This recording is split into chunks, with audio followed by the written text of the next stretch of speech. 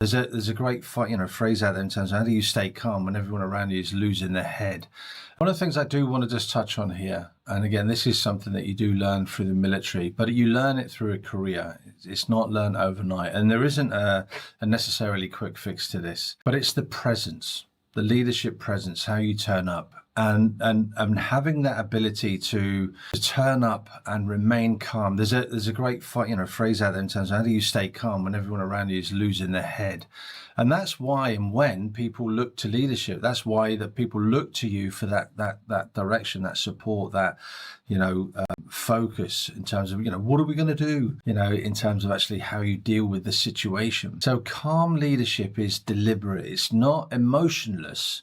It's about being emotionally available. It's about, actually, it's an interesting one here because this is where emotional intelligence really comes in. And one of the key factors of emotional intelligence, EQ, is understanding how your emotions turn up and how to regulate them. You see, so many people out there don't have the ability to regulate their emotions. There's a lot of snap responses, snap judgment. There's a lot of, rashness and irrational thought.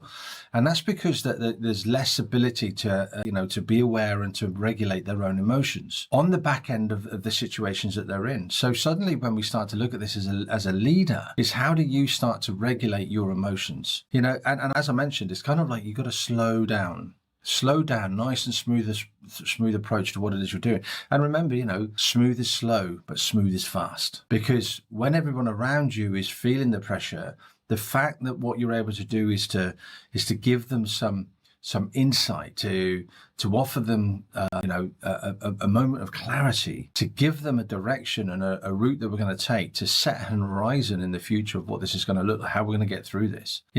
That starts to create that calming presence and having a positive impact.